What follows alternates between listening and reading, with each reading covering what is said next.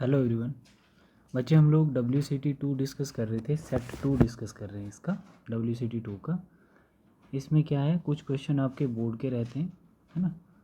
कुछ question board के हैं और कुछ पार्ट आपका नीट पॉइंट ऑफ व्यू से बहुत इंपॉर्टेंट है। सेक्शन बी पे हम लोग फोकस करेंगे।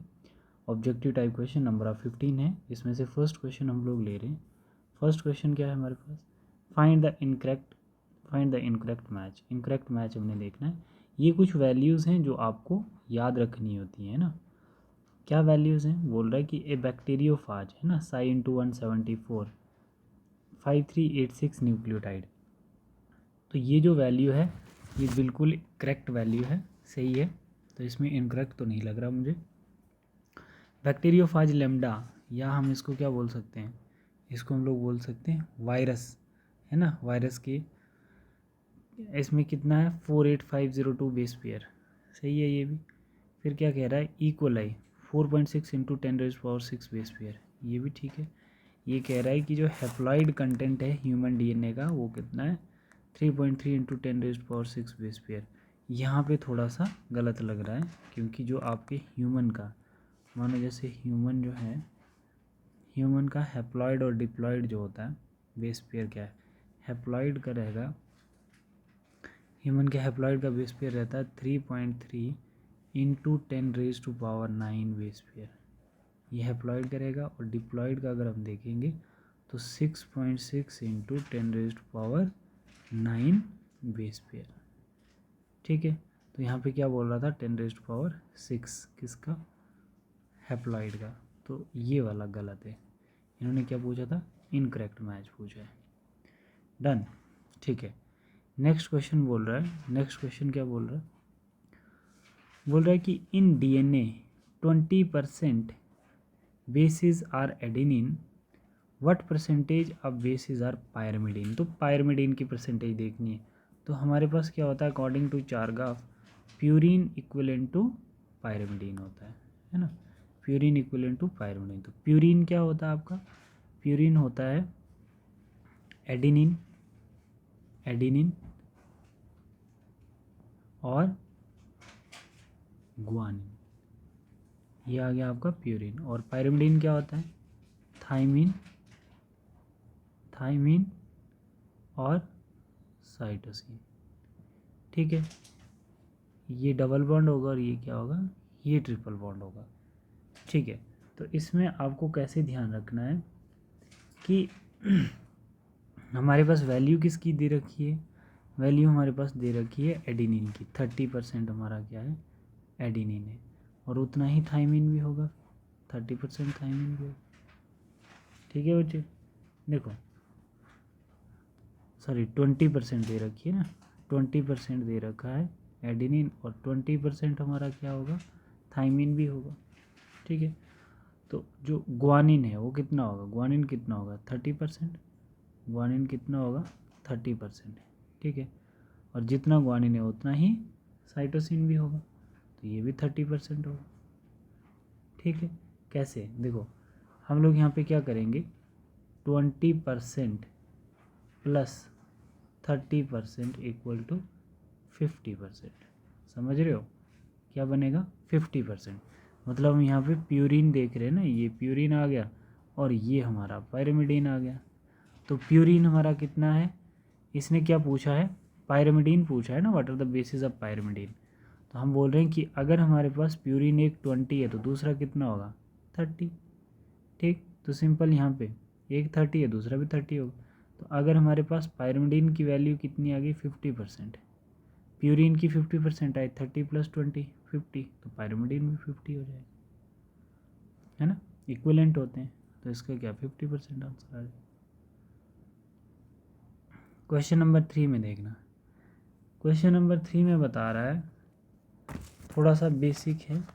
बेसिक में क्या है, आपके पास ये जो स्ट्रक्चर है, इस स्ट्रक्चर में आपने देखना है, in the given diagram of the chemical structure of DNA identify the type of bonding shown by A, B and C।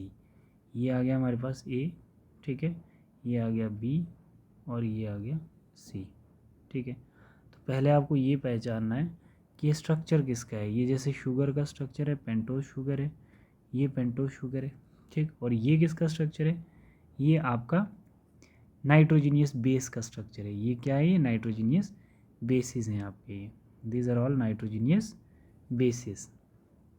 देखो ये जो नाइट्रोजीनियस बेसिस हैं आपके, नाइट्रोजीनियस बेसिस जो है, अब शुगर और नाइट्रोजीनियस बेसिस के बीच में जो बॉन्ड बनता है वो कौन सा बॉन्ड बनता है, एन ग्लाइकोसिडिक। ठीक है, ये जो बॉन्ड है ये कौन सा है, एन ग्लाइकोसिडिक बॉन्ड है। इसके और इसके बीच का जो बॉन्ड है ये कौन सा, एन ग्लाइकोसिडिक बॉन्ड है। तो शुगर की ओरिएंटेशन मतलब यहाँ पे कार्बन नंबर 1 है और ये कार्बन नंबर 1 है। ठीक है, तो यहाँ पर इसका कार्बन नंबर क्या हो सकता है, ये 1 हो सकता है और आगे वाला 9 भी हो सकता है, क्योंकि जो स्ट्रक्चर होती है किसकी, प्यूरिन की जो स्ट्रक्चर है वो कैसी होती है, 9 मेंबर्ड होती है और पायरिमिडिन की 6 मेंबर्ड रिंग होती है। ठीक, तो अभी हम लोग देख लेते कि यहाँ पर जब ये थाइमिन जो है नाइट्रोजीनियस बेस है और पेंटोज शुगर, इनका जब आपस में बॉन्ड बनता है तो वो कौन सा बॉन्ड बनता है, एन ग्लाइकोसिडिक बॉन्ड कहलाता है। ये वाला एन ग्लाइकोसिडिक बॉन्ड है। ठीक है, अच्छा दूसरा, जैसे ये बोल रहा है कि बी क्या कह रहा है, मतलब बी क्या कह रहा है, ये भी नाइट्रोजीनियस बेस है और ये भी नाइट्रोजीनियस बेस है। ठीक है, दो नाइट्रोजीनियस बेस के बीच में जो बॉन्ड होगा तो वो कौन सा होगा, मानो जैसे यहाँ पर क्या हमारा, यहाँ पर भी नाइट्रोजीनियस बेस है, यहाँ पर भी नाइट्रोजीनियस बेस है। कहने का मतलब यहाँ पर थाइमिन है और यहाँ पर एडेनिन है। तो मैंने आपको बताया था कि एडेनिन और थाइमिन्स के बीच में कौन सा बॉन्ड होता है, डबल बॉन्ड होता है, जिसको हम लोग हाइड्रोजन बॉन्ड कहते हैं। ठीक है, तो यहाँ पर भी क्या होगा, यहाँ पर भी क्या है, यहाँ पर भी इनके बीच में हाइड्रोजन बॉन्ड है, ये वाला। ठीक है, ये क्या है, हाइड्रोजन बॉन्ड है। तो हम बोलेंगे कि प्यूरिन और पायरिमिडिन के बीच में कौन सा बॉन्ड होता है, हाइड्रोजन बॉन्ड होता है। फिर हम लोग सी देखते हैं, देखो फॉस्फेट ग्रुप, मतलब ये शुगर आ गई हमारी और ये भी हमारी एक शुगर आ गई। ठीक है, और इसके बीच में ये फॉस्फेट ग्रुप है, फॉस्फेट ग्रुप, इसके इस साइड पे क्या है, ये और ये क्या कहलाता है, दो न्यूक्लियोटाइड, एक न्यूक्लियोटाइड ये आ गया और एक न्यूक्लियोटाइड हमारा ये आ गया। ठीक है, तो उसके बीच में दो न्यूक्लियोटाइड के बीच में क्या है, फॉस्फेट ग्रुप है। तो ये कौन सा बॉन्ड बनता है इनके बीच में, फॉस्फोडाइएस्टर बॉन्ड बनता है। मतलब दो न्यूक्लियोटाइड को कनेक्ट करने के लिए फॉस्फोडाइएस्टर बॉन्ड बनता है, और अगर एक न्यूक्लियोटाइड के बीच में फॉस्फेट ग्रुप और पेंटोज शुगर के बॉन्ड बनेंगे तो वो फॉस्फोईस्टर बॉन्ड होते हैं। ठीक है, तो यहाँ पर सी रिप्रेजेंट करता है फॉस्फोडाइएस्टर को। तो यहाँ पर हम ऑप्शन देखेंगे, ए जो है N glycosidic bonding, B phosphodiester तो गलत हो गया है ना। फिर यहाँ पे देखेंगे ए किसको, एन ग्लाइकोसिडिक बॉन्डिंग और बी फॉस्फोडाइएस्टर बॉन्डिंग और सी कोवलेंट, ये भी गलत हो गया, ये भी गलत हो गया। ठीक है, फिर आगे हम लोग देखते हैं इसका option, A glycosidic bonding, B phosphodiester bond, C coordinate bond, ये भी गलत हो गया। ये कह रहा है कि A N glycosidic bonding, B hydrogen bonding, C phosphodiester bonding, ये सही है। ठीक है बेटा, सही है। चलिए नेक्स्ट क्वेश्चन हमारे पास आता है, नेक्स्ट क्वेश्चन है हमारा फोर्थ क्वेश्चन। क्या क्वेश्चन पूछता है, given the diagram showing the Watson and Crick model of DNA structure, identify the parameter of A B and C. ये डायग्राम को देख के आपको बताना है, ये आपकी डायग्राम है। इस डायग्राम में हमें बताना है कि इसकी पोजीशन के बेस पे हम लोग बात करेंगे। देखो पोजीशन के बेस पे क्या बात करेंगे हम लोग, जैसे यहाँ पर की कॉन्सेप्ट क्या लगेगा, वाटसन एंड क्रिक का की कॉन्सेप्ट होगा। यहाँ पर हमारा जो की कॉन्सेप्ट है, की कॉन्सेप्ट क्या है बच्चे, यहाँ पे की कॉन्सेप्ट क्या लगेगा, वाटसन एंड क्रिक मॉडल का कॉन्सेप्ट होगा, वाटसन एंड क्रिक मॉडल का कॉन्सेप्ट होगा। ठीक है, यहाँ पे हम लोग क्या देखेंगे, डीएनए जो होगा वो कैसा होगा, डीएनए जो है वो डबल स्ट्रैंडेड होगा, डबल स्ट्रैंडेड होगा, डीएनए जो है वो डबल स्ट्रैंडेड होगा। ठीक है बच्चे, followed by चारगाफ rule, followed by चारगाफ rules, यहाँ पे चारगाफ रूल फॉलो होगा।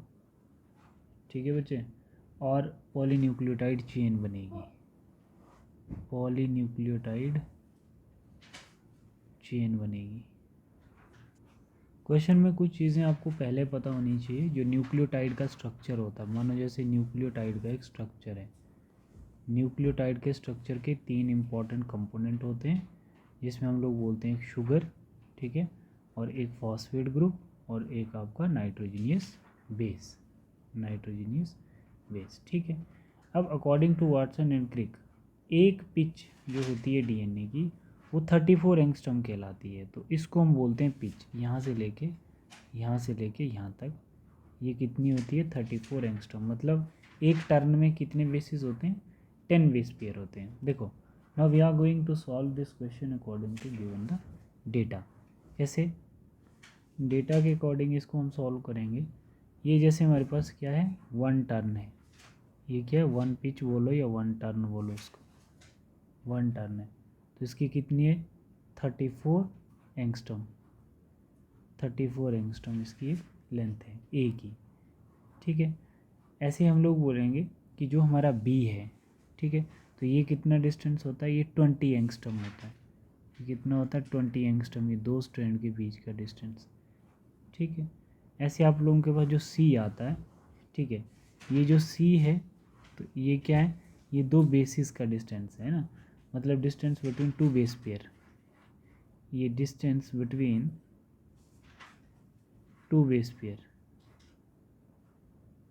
2 बेस पेयर है ना बच्चे। डिस्टेंस बिटवीन 2 बेस पेयर जो है वो कितना होता है 0.34 नैनोमीटर। अगर इसको हम एंगस्ट्रॉम में देखेंगे तो 3.4 एंगस्ट्रॉम, ठीक है। और भी बहुत सारी चीज़ें इसमें जो आपको याद रखनी है। याद क्या क्या रखोगे, जैसे इस वाले पार्ट को हम लोग, जैसे ई वाला पार्ट होता है तो ये क्या होता है, ये मेजर ग्रूव होता है। क्या है ये मेजर ग्रूव है, ठीक है। और ये वाला पार्ट जो है इसको हम लोग माइनर ग्रूव बोलते हैं, माइनर ग्रूव बोलते हैं, ठीक है। और तीसरा जो रहता है आपका ये जो डी वाला पार्ट कहलाता है, ये जो डी पार्ट है, ये जो डी पार्ट है ये क्या है, ये बेसिस हैं, बट कौन से, sugar phosphate, that is sugar phosphate. तो आपको ये पता ही है बच्चे कि जो बैकबोन स्ट्रक्चर होता है डीएनए का वो किसका होता है, शुगर फॉस्फेट का होता है, ठीक है। तो यहाँ पर कुछ चीज़ें हमें क्लियर हो रही हैं, ठीक है। जैसे हमारे पास ए जो है वो कितना है 0.34 एंगस्ट्रॉम, बी जो है वो कितना है 20 एंगस्ट्रॉम, सही है। बी जो है वो 20 एंगस्ट्रॉम है, ये कितना है 1 टर्न 0.34 ए।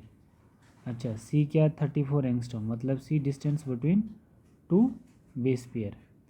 और डी क्या है फॉस्फेट बैकबोन, सही है। ई क्या है मेजर ग्रूव्स है, ठीक है। और एफ क्या है माइनर ग्रूव्स हैं, तो ये आपका सही है ए पार्ट से, ठीक है। बहुत अच्छे क्वेश्चन हैं, आप लोग इनको बहुत अच्छे से करें। नेक्स्ट क्वेश्चन है बच्चे, the diagram shows important concept in the genetic implications of DNA, fill in the blanks A to C।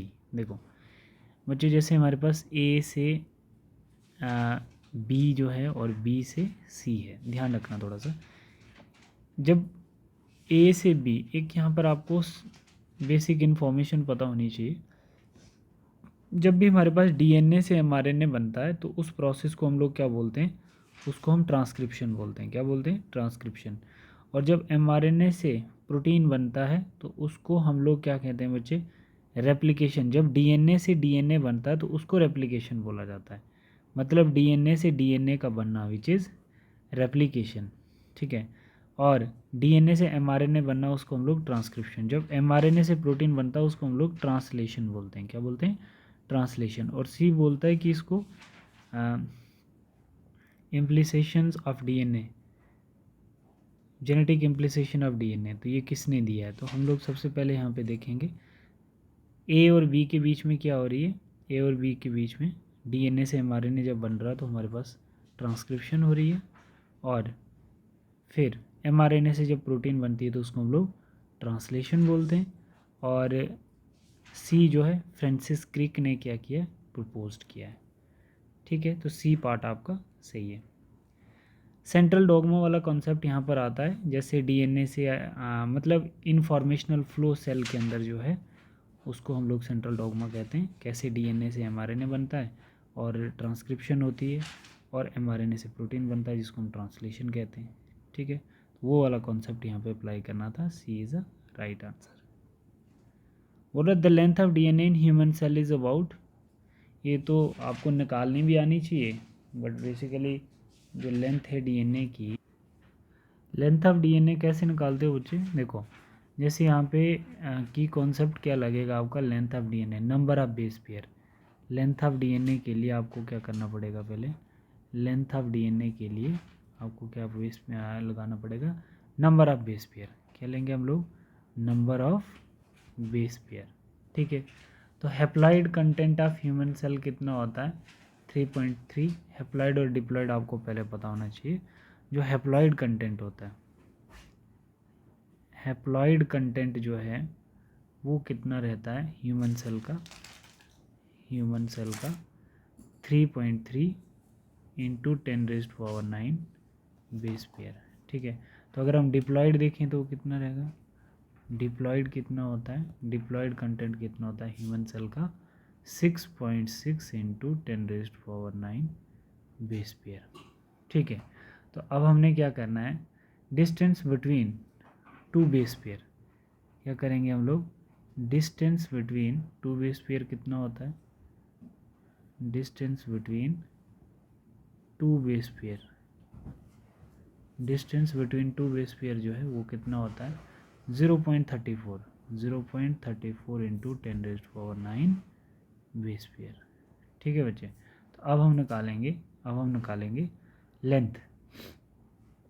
Length of human DNA is equal to length of human DNA, length of human DNA equal to कितना आएगा हमारे पास, distance between two base pair multiply number of base pair. ये question है, distance between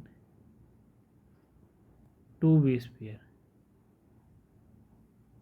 pair multiply number of base pair, number of base pair. ठीक है बच्चे, तो क्या आएगा हमारे पास, जो distance between two base pair है तो वो कितना था, 0.34 इंटू 10⁻⁹। इसको मल्टीप्लाई कर दो आप किसके साथ, नंबर ऑफ बेस पेयर के साथ। तो कितने थे नंबर ऑफ बेस पेयर हमारे, 6.6 इंटू 10⁻⁹। तो ये दोनों जब मल्टीप्लाई करोगे तो कितना आएगा, 2.2 मीटर आएगा। ठीक है, तो क्या आंसर है आपका इसका, इसका आंसर आएगा आपका 2.2 मीटर। क्लियर है बच्चे? देखो, दूसरा कॉन्सेप्ट आपके पास बनता है, if the given diagram identify A B and C. देखो बेटा, ये वाला क्वेश्चन है हमारे पास, जैसे ए किसको रिप्रेजेंट करता है, हम लोगों ने डीएनए पैकेजिंग जब पढ़ी थी तो वहाँ पे ध्यान दो, ए बी और सी। ठीक है, ए रिप्रेजेंट करता आपका डीएनए, किसको रिप्रेजेंट करेगा, डीएनए को, और बी आपका रिप्रेजेंट करता है कौन सा वाला, H1 हिस्टोन, हिस्टोन प्रोटीन जिसको हम कहते हैं H1 हिस्टोन। ठीक है, और सी आपका रिप्रेजेंट करता है किसको, ऑक्टामर को, ऑक्टामर मतलब 4 टाइप के जो प्रोटीन्स थे हमारे पास, है ना, वो कितने थे, 8 प्रोटीन्स थे, इसीलिए इसको ऑक्टामर बोला है। तो इनका जो ये है ना, इनका जो ये कॉइलिंग है हिस्टोन प्रोटीन का ऑक्टामर के अराउंड डीएनए का, तो इसको हम लोग क्या बोलते हैं, मतलब ए रिप्रेजेंट करेगा डीएनए को, बी करेगा हिस्टोन प्रोटीन को, और सी करेगा ऑक्टामर को। ये वाला सही है आपका। ठीक है, that is the core of histone molecule. Right, next question है, isotope used by Hershey and Chase, है ना, हर्शे एंड चेज जो एक्सपेरिमेंट था जिसको हम ट्रांसफॉर्मेशन प्रिंसिपल भी कहते हैं, वहाँ पर radio active labelled isotope Hershey and chase ने क्या क्या लिए थे। एक उसने लिया था बच्चे S35 और एक लिया था उसने P35। S stands for what, sulphur, ठीक है, और P stands for what, phosphorus, phosphorus. Sulphur is a part of proteins और phosphorus is a part of DNA. ठीक है, देखो, उसने 2 बीकर लिए थे, उनमें बैक्टीरियोफाजिस को, है ना, ग्रो करवाया था, और दोनों को, फास्फोरस को भी रेडियोएक्टिव 35 से लेबल किया था और सल्फ़र को भी किया था, है ना।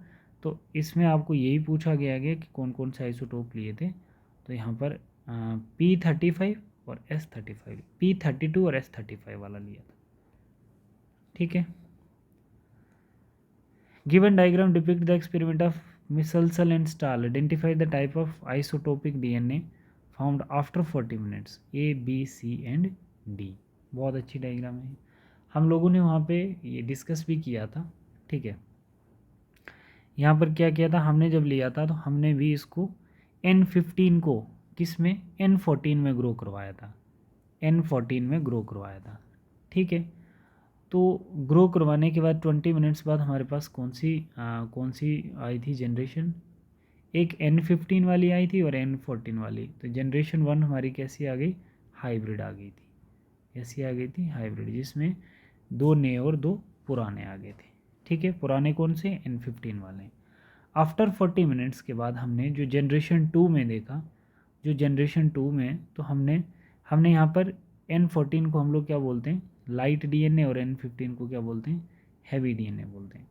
तो हमने जब N15 को ग्रो करवाया N14 में, तो हमारे पास हाइब्रिड आया जनरेशन 1 में, मतलब एक लाइट और एक हैवी। 40 मिनट्स बाद जनरेशन 2 में हमने देखा कि हमारे पास ADNA जो है, ADNA में हमारे पास कैसा आ गया, N14 आ गया, ठीक है। और BDNA में हमारे पास कैसा आ गया, देख लो, N15 आ गया, ठीक है। और CDNA में हमारे पास कैसा आ गया, N14 आ गया, ठीक है। और DDNA में हमारे पास कैसा आ गया, DDNA में हमारे पास कैसा आ गया बच्चे, N14 आ गया, कैसा आ गया, N14 आ गया। मतलब N14 क्या कहलाता है, हमारा लाइट DNA कहलाता है ना।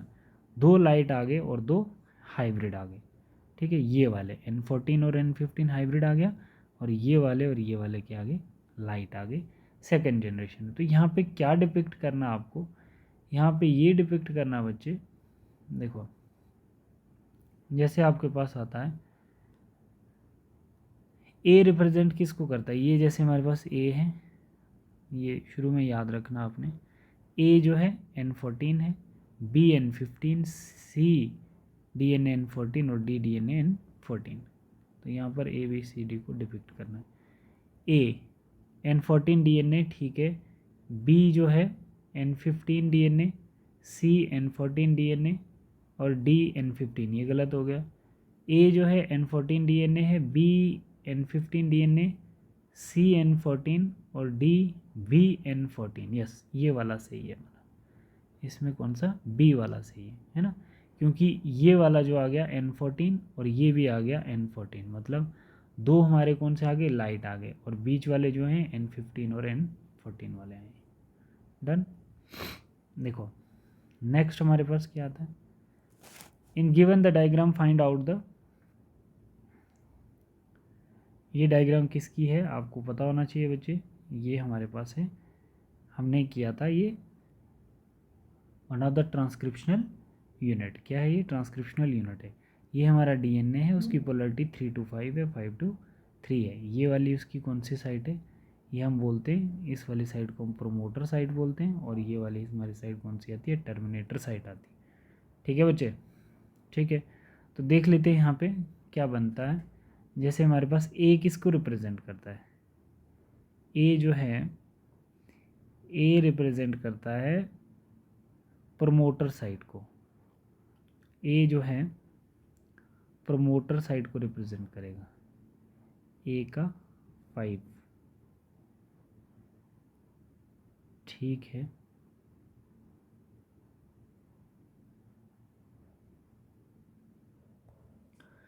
ठीक है, A जो है वो क्या है, प्रमोटर साइट है, A5 सही है, प्रमोटर साइट है।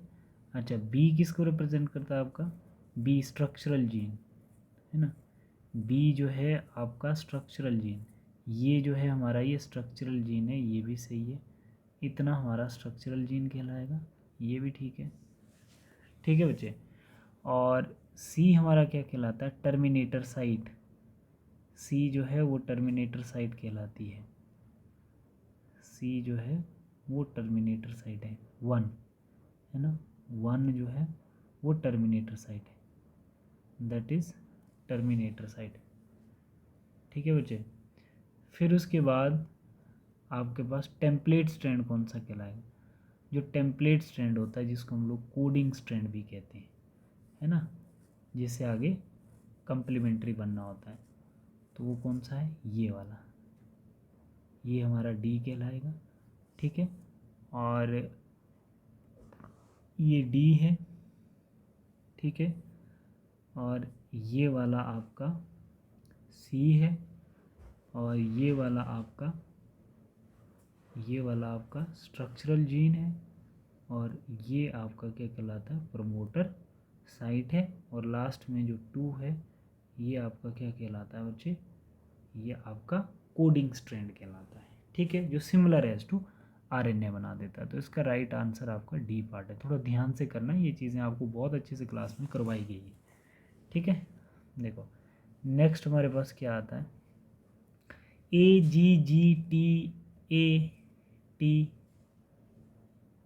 ठीक है, CGCAT is a sequence from coding strand. ये किसका sequence? Coding strand of gene. What will be the corresponding sequence of the transcribed mRNA। ये बोल रहा है कि mRNA अगर हम कोडिंग स्ट्रैंड से बनाएंगे तो क्या सीक्वेंस आएगा?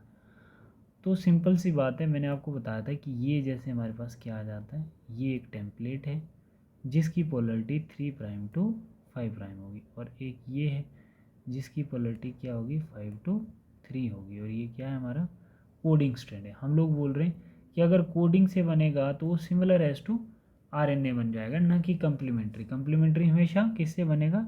टेम्पलेट से बनेगा। तो यहाँ से कैसा बन जाएगा? यहाँ से हमारे पास इसका सीक्वेंस जो बनेगा सेम एज टू आरएनए बन जाएगा, सिर्फ टी की जगह यू आ जाएगा। तो हमारे पास जो सीक्वेंस है ए, इसका देखना आपने, सिर्फ टी की जगह क्या आएगा? यू आएगा। ए का ए आएगा, जी का जी का जी, टी का यू, ए का ए, टी का यू, सी का सी, जी सी, ए, यू। ठीक है बच्चे, तो इसमें ये कौन सा मैच कर रहा है? ये आपका जो राइट आएगा वो ये वाला है। ठीक है, क्वेश्चन नंबर 12 हम लोग देख रहे हैं। क्वेश्चन नंबर 12 में क्या बोल रहा है? ये डायग्राम्स को आपको डिपिक्ट करना है पहले। ठीक है, identify A B and C. Identify A B and C. तो सबसे पहले हमें पता है कि यहाँ पर डायग्राम ए क्या कह रहा है? ए, बी और सी। ए जो है ये पॉलीमराइजेशन करवा रहा है, मतलब इनिशिएशन हो रही है यहाँ पर। डन। ए जो है ये इनिशिएशन करवा रहा है, आरएनए की फॉर्मेशन हो रही है, आरएनए पॉलीमरेज एंजाइम जो है वो सिग्मा फैक्टर बाइंड करके इनिशिएशन करवा रहा है प्रोकैरियोटिक सेल्स में। ठीक है, तो बी में क्या हो रहा है बच्चे? बी में देखो, बी में आप देखोगे यहाँ पर टर्मिनेशन हो रही है रो फैक्टर के द्वारा। रो फैक्टर जो होगा एमआरएनए को सेपरेट कर रहा है, तो मतलब यहाँ पे टर्मिनेशन हो रही है। ए में हमारे पास हो रहा था इनिशिएशन, बी में टर्मिनेशन, और सी में क्या हो रहा है? सी में एलोंगेशन हो रही है। देखो यहाँ पे सी जो है डीएनए ओपन हो रहा है, और यहाँ पर एलोंगेशन होती जा रही है। तो मतलब हमारा सही आंसर है ए है हमारा इनिशिएशन, बी टर्मिनेशन, और सी क्या है? Elongation. B is the right answer. ठीक है, बहुत अच्छे से क्वेश्चन करना, हर एक क्वेश्चन पढ़े हुए हैं क्लास में। नेक्स्ट क्वेश्चन आपके पास कहता है, क्वेश्चन है the following diagram refer to the process of transcription in eukaryote, identify A B C and D. देखो बच्चे, ए जो है हमारे पास वो ये है, ठीक है, और बी हमारे पास ये है, सी है, और ये डी आ जाता है ना। आपने डिपिक्ट करना है ए क्या रिप्रेजेंट कर रहा है बच्चे? ए है आरएनए पॉलीमरेज। ए जो है हमारा आरएनए पॉलीमरेज है, आरएनए पॉलीमरेज। अच्छा, बी क्या है हमारा? बी क्या है बच्चे? बी जो है हमारा इंट्रॉन है। क्या है ये? इंट्रॉन, जिस पार्ट को रिमूव कर दिया जाता है, मतलब part of DNA which not synthesise proteins, है ना, unwanted sequence over mRNA, later it get splicing, right. और सी जो है आपका, ये ए है, ये बी आ गया, और सी हमारे पास आता है एक्सॉन। ठीक है, जिसको ऐड करके हम लोग क्या बना देते हैं? एमआरएनए बना देते हैं, जिसको प्रोसेस्ड एमआरएनए कहते हैं। ठीक है, यूज़फुल सीक्वेंस होता है इसका, ऐसा है यूज़फुल सीक्वेंस है। और डी हमारा क्या कहलाता है बच्चे? डी जो है ये पॉली ए टेल है हमारी, पॉली ए टेल है, ठीक है। एडेनिलिक एसिड जो बनाते हैं हम लोग, एडेनिलेट मतलब 200 to 300। तो इसमें आपका आंसर क्या आता है, देखो सबसे पहले आरएनए पॉलीमरेज, आरएनए पॉलीमरेज, और बी क्या है, इंट्रॉन, ना कि एक्सॉन, इंट्रॉन वाला देखो, आरएनए पॉलीमरेज, बी क्या है, intron, C exon, D poly A tail, C is the right answer, ठीक है। देखो अब बोल रहा है असर्शन रीजनिंग वाला क्वेश्चन है आपका, बोल रहा है कि virus have RNA genome, virus का जो जेनेटिक मटेरियल है वो क्या है, RNA, and shorter life span, yes, mutate and evolve faster, सही है, बिल्कुल सही है।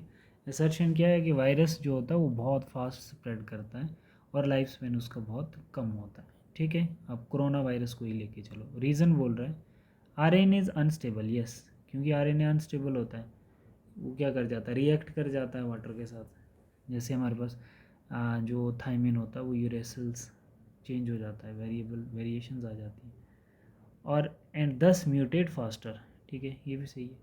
तो हम इसमें क्या बोलेंगे, इसका जो राइट आंसर होगा वो मुझे ए पार्ट सही लग रहा है, सही इसलिए लग रहा है बच्चे क्योंकि ये बोल रहा है कि both A and R true and reason is the correct explanation of A, सही है।